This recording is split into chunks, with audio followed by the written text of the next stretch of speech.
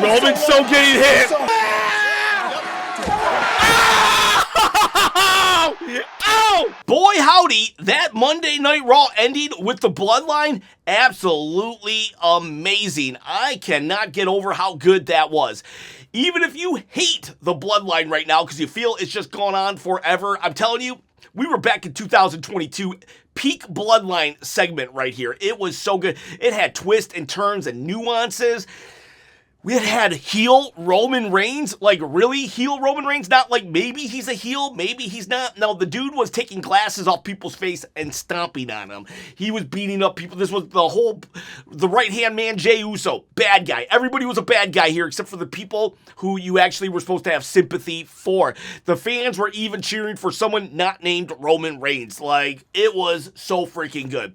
Now, the rest of Raw, not so much, but this ending totally honestly kind of made up for it, not gonna lie, because like I'm buzzing with how good it was. And this is your one take, one shot Monday Night Raw review where I do it immediately following Raw so you get my gut reaction. No cuts, no edits, and this is a championship belt that I'm giving away at 30,000 subscribers. For real, I'm holding a contest at 30,000 subscribers, going to give it away. I'll ship it anywhere in the world. Nigeria, Nicaragua, Ohio, anywhere. All you got to do to win is comment below and subscribe to the channel. It's not a toy.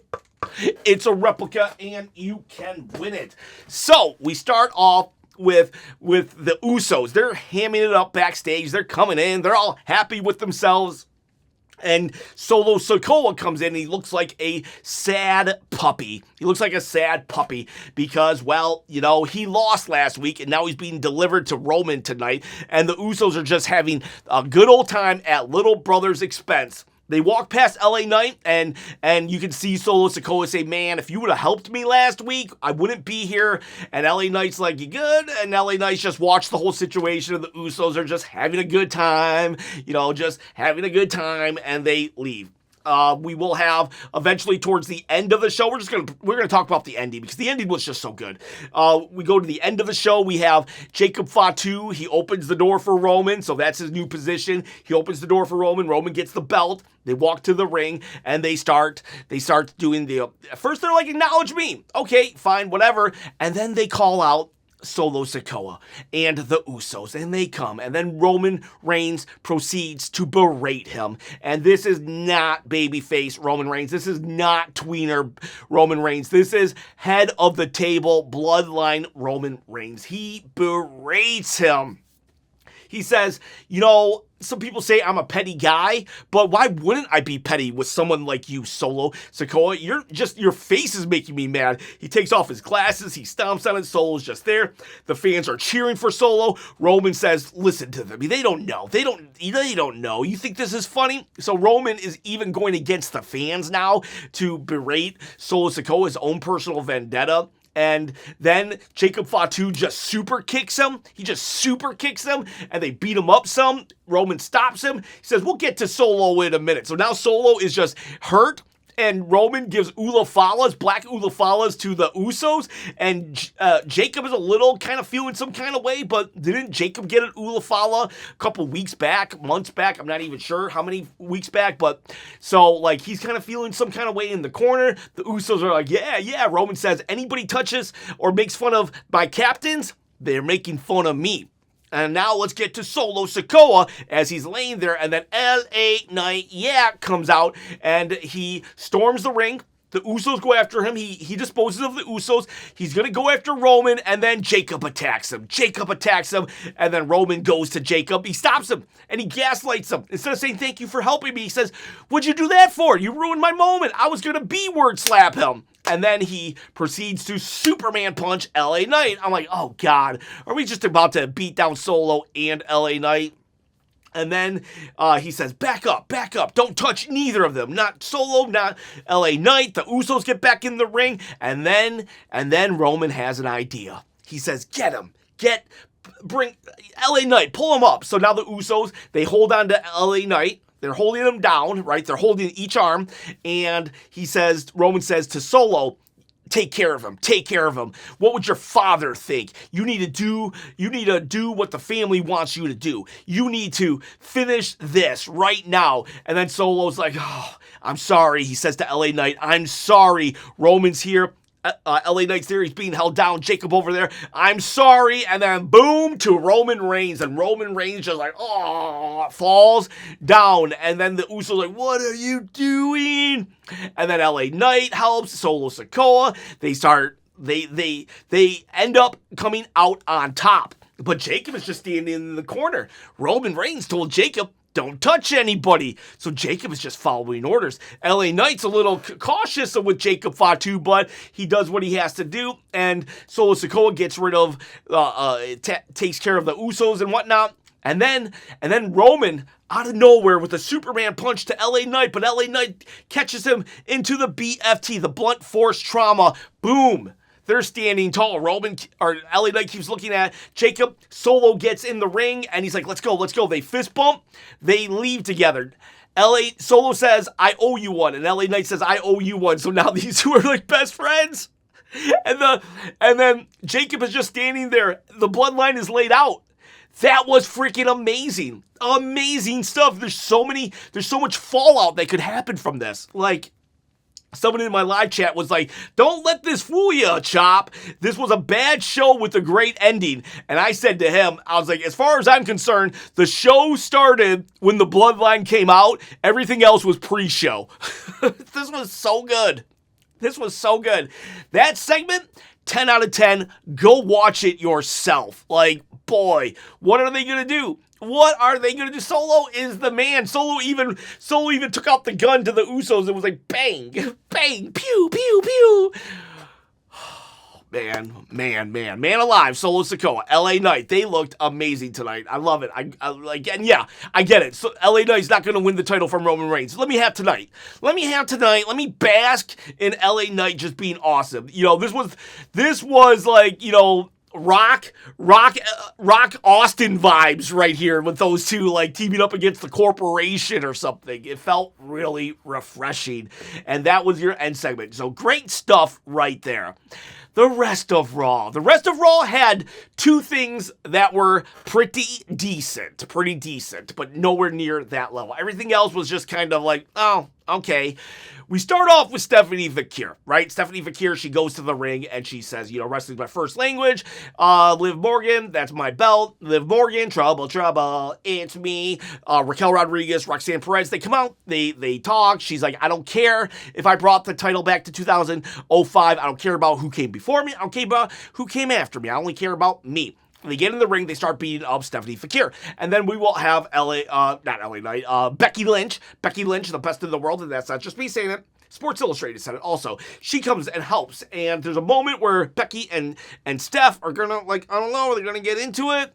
Eventually, though, the Judgment Day will get the upper hand. They'll, like, Raquel Rodriguez will push Becky into the ring post, and then they'll beat up Stephanie Fakir, and the Judgment Day stand tall. In my head, I'm like, I wonder if Edge ever thought that the Judgment Day right now would be Raquel Rodriguez, Roxanne Perez, Liv Morgan. You know, when I saw that, I was like, that's the Judgment Day. Edge is Judgment Day. And I'm just like, okay, I guess. So, yeah, that's that segment. Now, eventually, Stephanie Fakir and Becky Lynch will kind of have a backstage segment. They don't say anything new. Just, get out of my way. I want the title. No, you get out of my way. I want the title. Becky was better as a heel. We then will just cut to, we go to commercial, we come back, it's JD McDonough versus Javon Evans with Dominic Mysterio on the outside, and I'm thinking to myself, if Dominic and JD were literally this segment after Judgment Day, why didn't they just come out with the Judgment Day? It's like a middle school dance. The girls on this side, the boys on this side. So JD and Javon Evans. It was a good match. It was a fine match. No problems with this match. Javon will win. And this will bring out Big Cass. Big Cass will beat up Javon. And then he'll walk away. And Javon will be like, is that all you got? And then Big Cass will come back in, beat him up some more. Actually, no, Javon actually gets some offense here. But JD and Dom are still ringside, and for no reason whatsoever, Dom just pushes JD into the ring post, kind of like when Raquel pushed Becky into the ring post, and then Big Cass gets the upper hand again and beats him up. 3 weeks in a row, we've done the same thing of Javon just getting beat up. And then we go to the back. And then what happened? Give me a second while I look, see. So, big cast, yes. We have a bunch of luchador matches for the AAA to see who out of AAA will lose to Roman Reigns. Rey Fenix versus El Fiscal.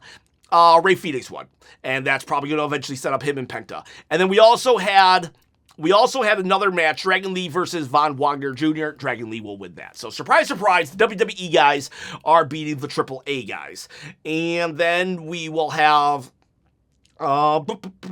Crazy Lyra Valkyria. So this is Lyra's first match since Saturday night's main event. They turned her heel. They had a big program with Bayley. She beats Bayley, and then for 1 month, we leave her off TV, and we're supposed to care about her tonight. And then she loses to Sol Ruca. I will say that this might have been Sol Ruca's best outing so far. No botches whatsoever. Everything looked clean. So I'm hoping the hiccups and the nerves of the main roster debut are out of Sol Ruca's system. Great match. Or, well, I'm not sure if it was a great match. It was a good enough match. It was a good enough match, but the problem here is that Lyra had such a great character and a lot of momentum that we took her off TV for zero reason, and she's lost a lot of that. And they've kind of started making her dress normal again, so this crazy attitude, like, I liked it better when she looked like Nikki Cross, to tell you the truth, because at least it separated her from the rest of the pack. Yeah, her face is still kind of like all gloom and doom, but I want, like, everything about her. I liked it when she was a little more, like, dirty, you know, but, like, I don't know. They really wasted the momentum that her character had after beating Bayley. I don't know why we took her off TV for an entire month. And then she just loses to Sol Ruca. So, like, I don't, like, that was a decision. That was a decision. We will also have, this was the cool thing of the night. So, we have in the back, The Vision, Logan Paul, blah, blah, blah, blah, blah. Same thing he says every week. Maxine Dupree, Austin Theory, blah, blah, blah, blah, blah. Same, nothing. They're googly-eyeing each other. Braun Breaker, what do you got to say about Oba Femi? I'll say it to his face. He goes to the ring. This is the best Braun Breaker has looked. I still feel we should have rebuilt Braun Breaker before facing Oba Femi, but it is, like, nice to see Braun Breaker an actual threat here.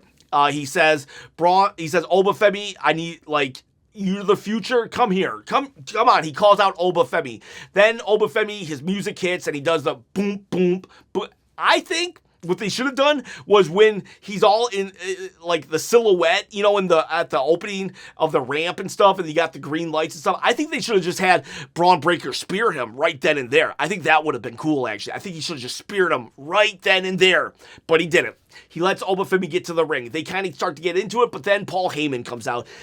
I hate to say this, but I do not like Paul Heyman with Braun Breaker.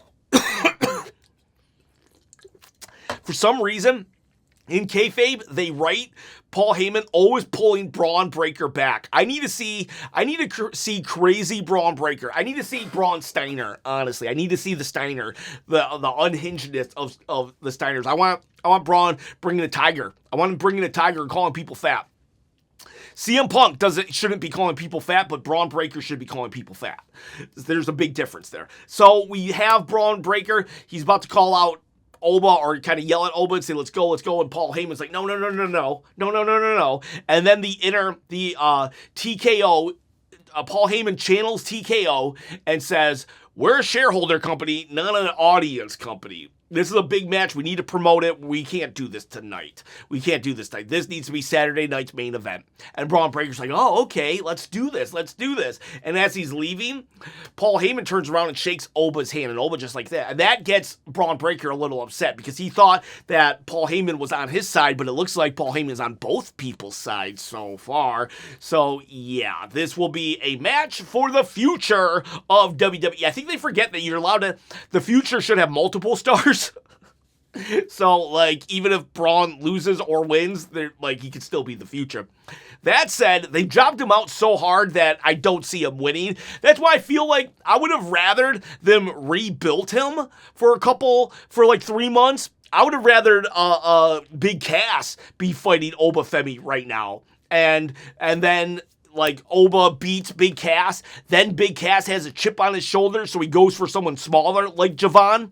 During that time, Braun Breaker is rebuilding, and then after the Big Cass feud, then Braun Breaker and Obafemi feud, because at least then it's like, okay, we rebuilt Braun a little bit, because right now I still feel he has no shot to beat Obafemi. But that said, I am getting invested in this. It just sucks that Braun fell so hard, right? Because like this is a dream. This has been a dream matchup for years up until this year, honestly, because at January 6th, they just cut the legs out from under Braun Breaker. But it's gonna be pretty cool though, and I really hope for a strong showing for Braun Breaker, because I love Braun Breaker and I want him to succeed and be part of the future. And Obafemi, I love him too. I love them both. And so this should be like, I wish this was gonna be like a John Cena Batista situation where you got two just up and coming alphas fighting for dominance for years to come. Dragon Lee, I said, already won. Braun's happy, shakes. Okay, and then the final thing we're going to talk about is Rey Mysterio versus Chad Gable. I'm going to die on the hill that Chad Gable should have came back as a heel. He's pretty much his run since apologizing to everybody has just been so like bland. But I will say, even though this was a match on respect, Rey Mysterio versus Chad Gable, that had no right to be as good as it was. That was an excellent match. It was kind of like whatever for a while, but the ending, like the last like 5 or 7 minutes, was just so good. And I was like, why are they protecting Rey so much? Rey kept like not submitting. You had a super angle slam. It was so good. There was a point where I was like, wow, are they about to let Rey Mysterio win the title? I started believing. There was like a good 2 to 3 minutes where I thought Rey was going to win. So kudos to both of them. I don't know how Rey Mysterio, like, not only is still wrestling, but wrestling at that level. Like, he had one of the best matches in WWE this entire year. That was such a good match. So, like, I would recommend watching the Rey and Chad Gable match. So good. The only thing that would have made it better if the mug root beer dog would have came out and they could have cheers with a root beer and had that dog in them. And then the final segment, the Bloodline segment, the Braun Breaker Oba stuff. If you want to watch it, you can, or just at least keep an eye out for it in the future. But Rey and Chad Gable, the ending sequence, and the Bloodline. Great stuff there. Chad Gable does win, by the way, and then they show like a bunch of respect towards each other. But thankfully, Roman had no respect for anybody tonight other than his own ego. I love heel Roman Reigns, the Tribal Chief. I acknowledge you, Roman Reigns, and I acknowledge every single one of you, boys and gals. Thank you for watching, and see you bye.